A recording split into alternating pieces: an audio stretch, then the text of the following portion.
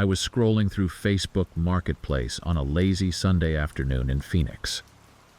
My old beater had finally given up the ghost, and I needed a replacement as soon as possible. That's when I spotted it. A 2015 Honda Civic, barely any miles on it, for a price that seemed too good to be true. I'd been saving up for a while, working extra shifts at the coffee shop downtown. The thought of finally having a reliable car, one that wouldn't break down every other week, was too tempting to pass up. Plus, the scorching Arizona heat made walking or biking to work a nightmare. I reached out to the seller, a guy named Mike. He seemed friendly enough, answering all my questions about the car's history and condition. We chatted back and forth for a bit, and he even sent me a video of the car running. Everything looked legit. So we agreed to meet up the next day in a shopping center parking lot near downtown Phoenix. That night, I could barely sleep. I kept imagining myself cruising down the 101, windows down, not a care in the world.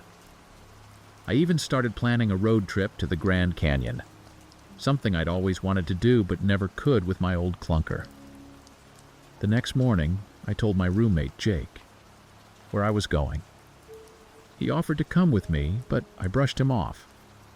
I mean, it was broad daylight in a public place. What could go wrong? Plus, I didn't want him there if I decided to negotiate the price. I've always been a bit shy about money stuff. I borrowed Jake's car for the meetup, promising to be back in time for our Sunday night pizza tradition. As I drove to the meeting spot, I rehearsed what I was going to say to Mike. I wanted to seem knowledgeable about cars, even though I barely knew how to change a tire. Arriving about 15 minutes early, I parked and started people watching. The lot was pretty busy, which made me feel even more at ease. Families pushing shopping carts, teenagers hanging out by the storefront. Just a normal day at the mall. Right on time, a blue Honda Civic pulled into the lot. A guy who looked like the Mike from the profile pics got out and waved me over. As I walked up, I noticed another guy sitting in the passenger seat, but I didn't think much of it. Probably just Mike's buddy helping with the sale. Mike greeted me with a friendly smile and started showing me around the car. It looked even better in person than in the pics. We popped the hood, and he pointed out various features, explaining recent maintenance he'd done. I was getting more excited by the minute, trying to remember all the car buying tips I'd Googled the night before. As we were checking out the interior, Mike suggested I sit in the driver's seat to get a feel for it. I happily obliged, adjusting the seat and mirrors, gripping the steering wheel. It felt right, like this car was meant for me. That's when things took a turn. In a flash, the passenger door opened, and the other guy jumped in beside me. Before I could react, I felt something hard pressed against my ribs. My blood ran cold as I realized it was a gun. The guy growled at me to start the car and drive. My hands were shaking so bad I could barely get the key in the ignition. Mike had disappeared, and I saw him speeding away in Jake's car. As we pulled out of the parking lot, the guy next to me started demanding my wallet and phone. I tried to explain that my wallet was in the other car, but he didn't believe me. He got more agitated, digging the gun harder into my side. We drove for what felt like hours, but was probably only about 20 minutes. The whole time, this guy was alternating between threatening me and talking on his phone to someone, probably Mike.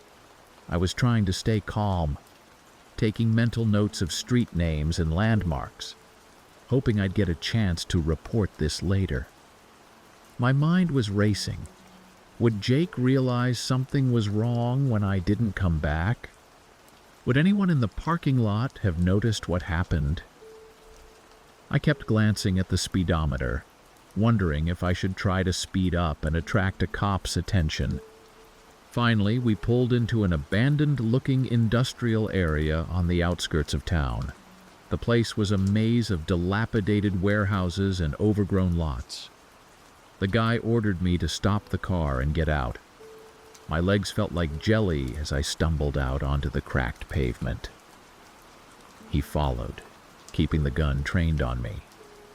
A beat-up van pulled up and Mike got out. They quickly transferred some stuff from Jake's car to the van, including my backpack with my laptop inside. I realized with a sinking feeling that they now had my ID and house keys. Mike tossed Jake's car keys into some overgrown bushes nearby. Then, without warning, the other guy hit me hard in the stomach. I doubled over, gasping for air. When I looked up, they were both in the van, speeding away with the Honda. I was left there, winded and terrified, in the middle of nowhere. It took me a while to find the car keys, and even longer to get my bearings and figure out how to get back to a main road. The whole drive home, I kept expecting them to show up again, to run me off the road or worse. When I finally made it back to our apartment, Jake was freaking out. He'd been calling my phone non-stop, getting more worried with each unanswered call. As soon as I walked in, he knew something was wrong. I broke down, telling him everything between sobs. Jake insisted we go to the police right away. I was hesitant, worried that the carjackers might somehow find out and come after us. But Jake was right. We had to report it. At the police station, we got some shocking news. Turns out those guys had used Jake's car to commit a robbery at a convenience store across town. The cops showed us security camera footage, and sure enough, there was Jake's distinctive bumper sticker visible on the getaway car. We spent hours at the station giving statements and looking at mugshots. I felt so guilty for dragging Jake into this mess. His car was now evidence in a crime, and who knew when he'd get it back? The next few days were a blur. We filed insurance claims, changed the locks on our apartment, and I spent hours on the phone canceling credit cards and freezing my accounts. I was jumping at every sound, convinced that the carjackers were going to show up at our door. Jake was amazing through it all. He took time off work to accompany me to meetings with detectives and victim support services. He even started researching self-defense classes for us to take together. About a week after the incident, we got a call from the police. They'd found Jake's car abandoned in another part of the city. We went to the impound lot to retrieve it, and my heart sank when I saw the condition it was in. The interior was trashed. There were cigarette burns on the seats, and someone had keyed obscenities into the paint. As we were dealing with the paperwork to release the car, a detective approached us with some news. They'd managed to lift some fingerprints from the car that matched a known criminal in their database. It wasn't much, but it was a lead. Over the next few weeks, I found myself constantly checking for updates on the case. I created a Google alert for any news about carjackings or robberies in Phoenix, hoping to see something about arrests being made. Meanwhile, I was struggling to get back to normal life. I'd missed several shifts at work due to all the police interviews and paperwork, and my boss was running out of patience. I was having trouble sleeping, plagued by nightmares of guns and dark warehouses. Jake suggested I talk to a therapist, and although I was hesitant at first, I eventually agreed. It helped to have someone to process the trauma with, someone who could give me strategies for dealing with the anxiety and fear. About a month after the incident, we got another call from the detective. They'd made an arrest. One of the guys involved in the carjacking had been picked up for an unrelated offense, and under questioning, he'd given up his accomplices. They were closing in on the others. I felt a mix of relief and dread. On one hand, it was good to know these guys would face justice. On the other, the idea of potentially having to testify in court terrified me. What if they got revenge? The legal process dragged on for months. There were preliminary hearings, Plea bargains, more interviews with prosecutors. Each time I had to recount the story, it brought all the fear and anxiety rushing back. Finally, nearly 6 months after that fateful day, the case went to trial. Sitting in the courtroom, seeing the guys who had terrorized me was one of the hardest things I've ever done. But I got through it, and in the end, they were convicted. The whole experience changed me in ways I'm still discovering. I deleted my Facebook account for a while, too paranoid to even look at social media. I became hyper-vigilant about personal safety, always looking over my shoulder, never parking in isolated areas. It took a long time before I felt comfortable driving alone again. Jake and I carpooled for months, neither of us wanting to be alone in a car. We also moved to a new apartment in a gated community, needing that extra sense of security. Eventually, I created a new Facebook account, but I'm way more cautious now. I triple-check everything, never meet up alone for any kind of transaction, and always trust my instincts. If a deal seems too good to be true, I walk away. It's been over a year now, and things are slowly getting back to normal. I finally bought a car from a legit dealership this time. It cost more, but the peace of mind is worth every penny. Jake and I still do our Sunday night pizzas, a tradition that now feels even more precious. I've always been a huge music fan, constantly on the lookout for new gigs and underground shows in Boston. So when I stumbled across this event on Facebook for an exclusive warehouse party featuring some up-and-coming DJs, I was instantly intrigued. The event page looked legit. Professional graphics, a solid lineup, and already a few hundred people marked as going. Plus, it was being held in an area of the city known for its edgy art scene, so a warehouse venue didn't seem out of place. I shared the event with my friend group chat, and we all got pretty excited about it. We'd been looking for something different to do, tired of the same old clubs and bars. This seemed like the perfect opportunity to shake things up. As the event date got closer, more details started trickling out. The organizers posted about a limited number of tickets being available at the door, encouraging people to arrive early. They also mentioned a dress code, all black, to add to the exclusive underground vibe. It all added to the hype, and I found myself checking the event page multiple times a day for updates. My friends and I started planning our outfits, discussing which black ensemble would look the coolest.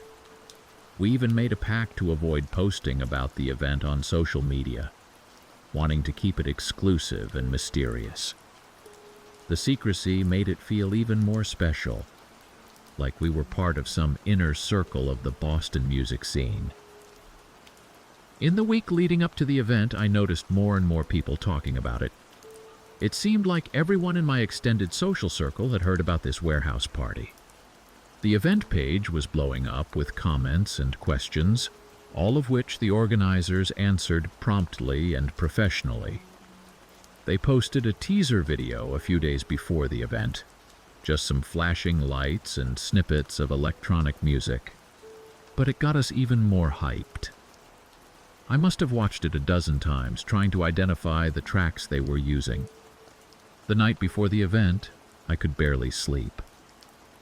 I laid out my all-black outfit, made sure my phone was fully charged, and set multiple alarms. I didn't want to risk oversleeping and missing out on what was sure to be the event of the year. The day of the party finally arrived. My friends and I spent ages getting ready, making sure we nailed the all-black look. We even splurged on an Uber to get there, not wanting to deal with parking in that area of the city. During the ride, we speculated about what the night would hold. Secret guest DJs, maybe even some celebrity appearances. When we arrived at the address, things started to feel a bit off. The street was pretty deserted, which was weird for a Friday night in Boston. The warehouse itself looked run down, with no signs of life or music coming from inside. But we figured maybe they were just keeping things low-key to avoid noise complaints.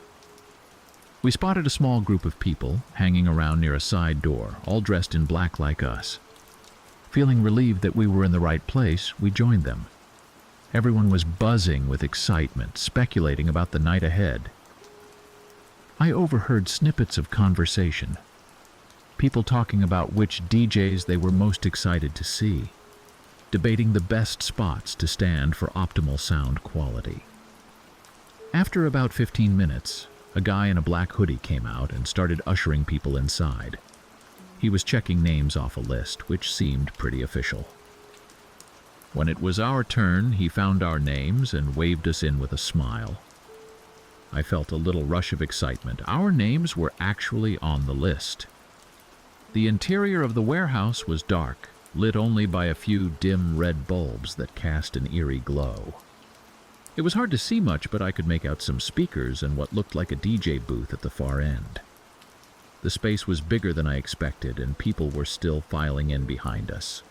We made our way further in, trying to get our bearings. That's when I noticed something strange. There was no music playing, not even a low background track. And despite the number of people, the place was weirdly quiet. No chatter, no laughter, just the shuffling of feet and occasional whispers. I turned to my friend to comment on the odd atmosphere. But before I could say anything, there was a loud clang, and the door we'd entered through slammed shut. The red lights went out, plunging us into total darkness. For a moment, there was silence. Then panic set in. People started shouting, pushing, trying to find their way out. In the chaos, I got separated from my friends. I fumbled for my phone, trying to use it as a flashlight, but the screen was dead. Somehow, in the few minutes we'd been inside, my fully charged phone had completely drained. I could hear similar frustrated exclamations around me as others discovered the same thing. As my eyes adjusted to the darkness, I could see shapes moving around, hear frightened voices calling out for help. Then a new sound cut through the noise, the unmistakable click of a gun being cocked. A harsh spotlight snapped on, illuminating a figure on a raised platform. He was wearing a mask and holding what looked like an assault rifle. In a calm voice, he announced that this was a robbery. He instructed everyone to place their valuables, phones, wallets, jewelry, in bags that would be passed around. Anyone who didn't comply would be shot. My heart was pounding so hard I thought it might burst out of my chest. This couldn't be happening. It had to be some sick joke, part of the show. But as I looked around at the terrified faces of the other attendees, I knew this was all too real. More armed figures emerged from the shadows, moving through the crowd with bags.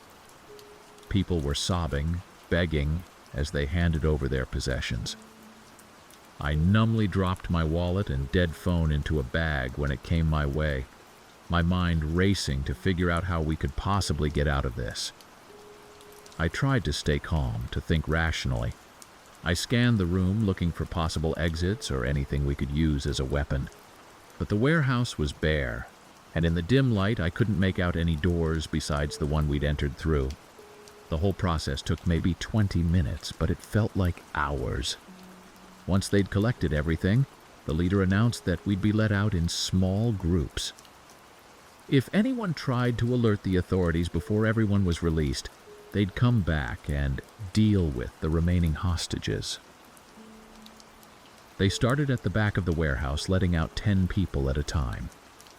I was somewhere in the middle, so I had to wait, watching as group after group disappeared through a side door I hadn't noticed before. The wait was excruciating. Every sound, every movement made me flinch, convinced that the robbers had changed their minds and were coming back to harm us. When it was finally my turn to leave, my legs were shaking so badly I could barely walk. We were pushed out into a narrow alley, the door slamming shut behind us. For a moment, we all just stood there, shell-shocked and unsure what to do. Someone in the group suggested we head towards the main street to find help. As we emerged from the alley, we were met with the surreal sight of a normal Friday night in Boston. People were walking by, laughing and chatting, completely unaware of the nightmare we'd just escaped from. We flagged down a police car that was passing by, and soon the area was swarming with cops.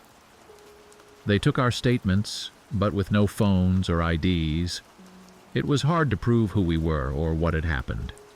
Some people were in hysterics, others were angry, demanding action.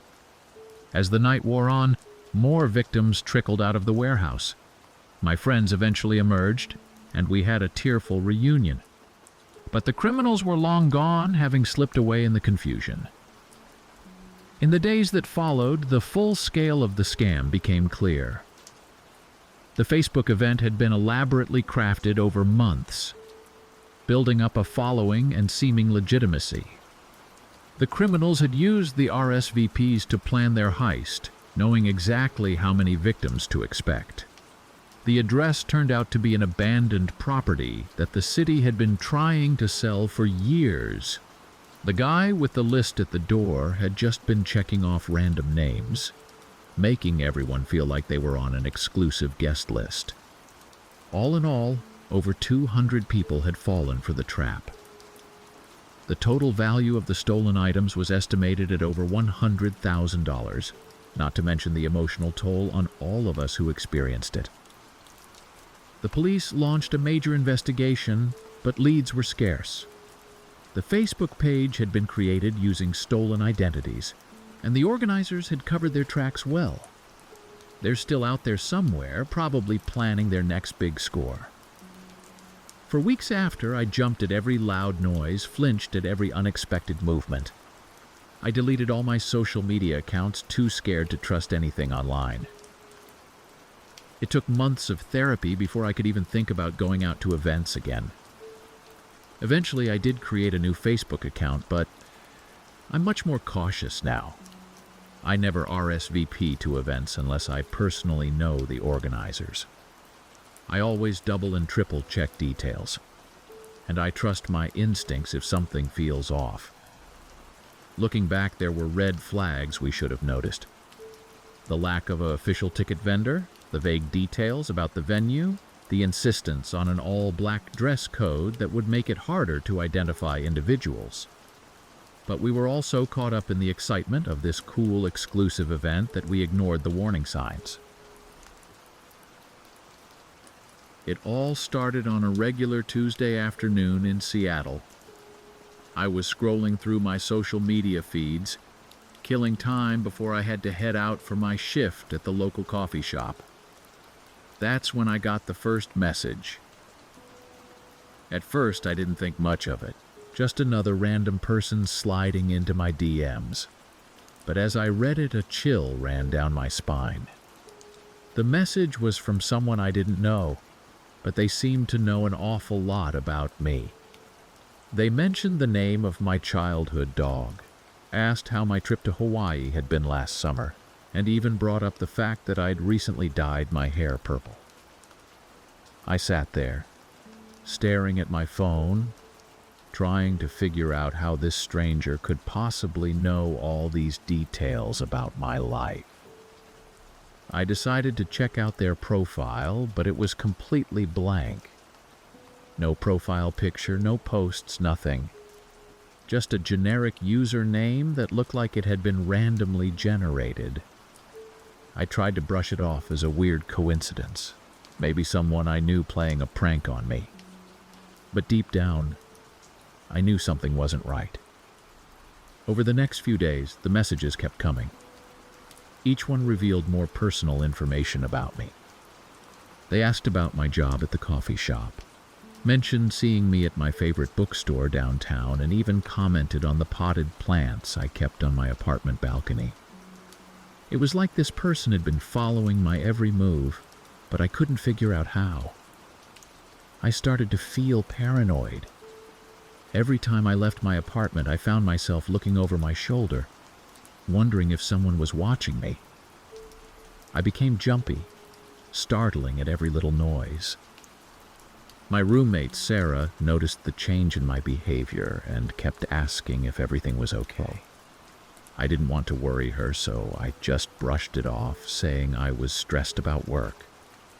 But the truth was, I was terrified. I couldn't understand how this person knew so much about me.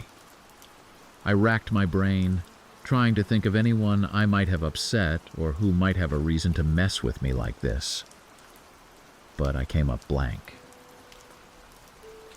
I was just a regular 24-year-old trying to make it in the city, working at a coffee shop and dreaming of one day opening my own bakery.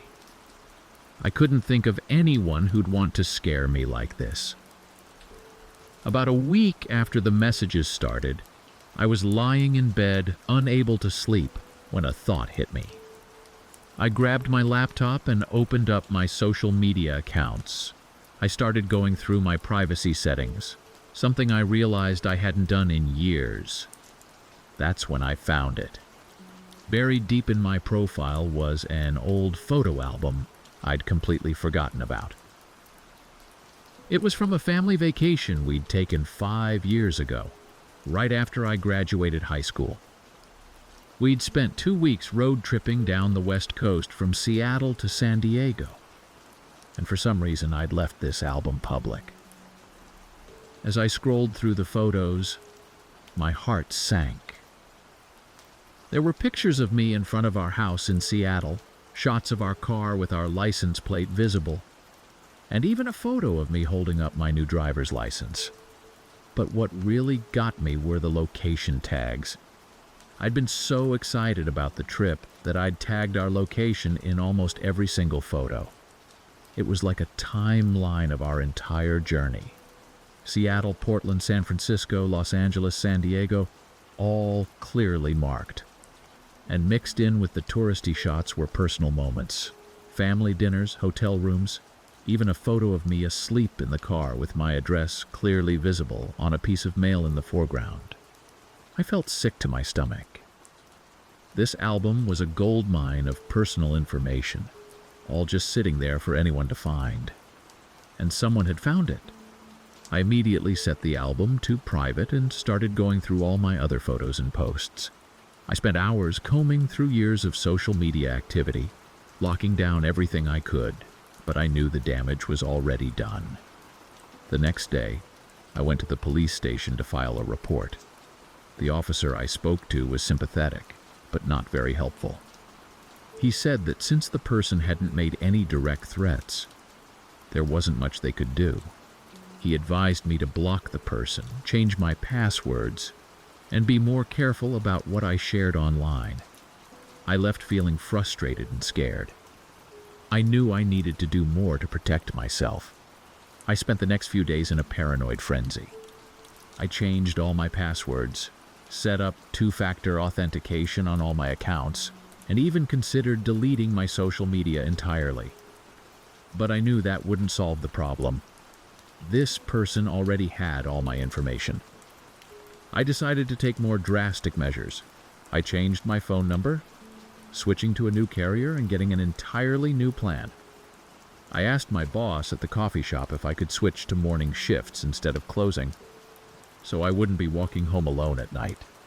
I even started varying my route to work each day, taking different buses and sometimes even calling a rideshare just to throw off anyone who might be following me. But despite all these precautions, I still didn't feel safe. The messages had stopped after I locked down my social media, but I couldn't shake the feeling that this person was still out there watching me. Every time I saw someone looking at their phone on the bus, I wondered if they were the one who had been messaging me. Every time I heard a noise outside my window at night, I imagined someone lurking in the shadows. It was affecting every aspect of my life. I was having trouble sleeping, my work was suffering, and I was snapping at my friends and family. I knew I couldn't go on like this. That's when I made the hardest decision of my life. I decided to move, not just to a new apartment, but to a new city entirely. It was a huge step, and I knew it would mean giving up a lot. my job, my friends, the life I'd built in Seattle over the past few years. But I also knew I needed a fresh start, somewhere this person couldn't find me. I spent weeks researching, trying to find a place that felt right. I eventually settled on Denver. It was far enough away from Seattle to feel safe, but still a big city with lots of opportunities. Plus, I had a cousin there who said I could crash on her couch until I found a place of my own. Telling my parents was tough. They didn't understand why I was so desperate to leave, and I didn't want to worry them with the whole story. I just told them I needed a change of scenery, a new adventure. They were skeptical, but supportive, especially when I promised to call every week and visit for holidays. Saying goodbye to my friends was even harder. We'd all moved to Seattle together after college, chasing our dreams in the big city. We'd been through so much together. First jobs, bad breakups, late-night study sessions for grad school exams. Leaving them felt like leaving a part of myself behind. The day I left Seattle was bittersweet. As I watched the city skyline disappear in my rearview mirror, I felt a mix of sadness and relief. I was leaving behind the only real home I'd known as an adult, but I was also leaving behind the fear and paranoia that had taken over my life. The drive to Denver took 3 days. I took my time, enjoying the scenery and the sense of freedom that came with being on the open road. For the first time in months, I felt like I could breathe again. There was no one watching me, no one tracking my every move. It was just me, my old Honda Civic, and the endless highway stretching out before me. When I finally arrived in Denver, I felt like a weight had been lifted off my shoulders. My cousin, Emily, was waiting for me with open arms and a home-cooked meal. As we sat in her cozy apartment, chatting and laughing like old times, I started to feel like maybe, just maybe, everything was going to be okay. The first few weeks in Denver were a whirlwind. I spent my days apartment hunting and job searching, and my nights catching up with Emily and exploring my new city. It was exhausting but exhilarating. For the first time in months, I was excited about the future instead of dreading it. I found a tiny studio apartment in a neighborhood called Capitol Hill. It was nothing fancy, but it was all mine. And more importantly, it was a place where no one from my past could find me. I got a job at a local bakery, which wasn't my dream job, but it was a step in the right direction. The owner even hinted that if things went well, I might be able to start developing my own recipes. Slowly but surely, I started to rebuild my life. I made new friends at work and in my apartment building. I joined a yoga class and a book club, trying to put myself out there and create a new social circle. I even started dating again, although I was much more cautious this time around. But even as I settled into my new life, I couldn't completely forget what had happened. I was still hyper-vigilant about my online presence. I kept all my social media accounts private and was careful about what I posted. I never tagged my location or shared photos that might give away where I lived or worked. And I religiously checked my privacy settings every few weeks, just to be safe. Looking back now, almost a year later, I can see how much that experience changed me. It opened my eyes to the dangers of oversharing online and taught me the importance of protecting my personal information. But it also showed me how resilient I could be. I had faced one of my worst fears and come out stronger on the other side. I still think about that person sometimes, wondering who they were and why they chose to target me. But I try not to dwell on it. Instead, I focus on the life I've built here in Denver. It may not be the life I had planned, but it's a good life and it's mine. And most importantly, it's a life where I feel safe and in control. To anyone reading this, please take my story as a warning. Be careful what you share online. Check your privacy settings regularly. Your information is very important. Thank you for watching. If you found these stories gripping, don't forget to subscribe for more spine-tingling content. For another hair-raising tale, check out our suggested video. And if you're hungry for more eerie encounters, dive into our playlist featuring similar chilling narratives.